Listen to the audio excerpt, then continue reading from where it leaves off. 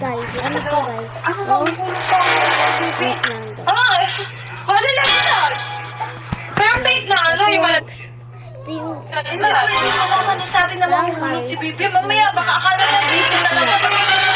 Ako na, hindi pwede, baka ma-nervyos. Alam mo ba ang nervyos? Uy, alam mo ba ang nervyos? Minsan yung mga buntis, mga nanganak na, tapos nangyari sa kanila mga ganyan na nervyos, o mga pinat, gano'n. Minsan may nababaliw. Nababaliw ba talaga? Meron, sasabi nila. Sabi nila, matatanda ko dati. Pag lagi ako nabibinat, huwag ka magpapabinat kasi yung ibang nabibinat nababaliw.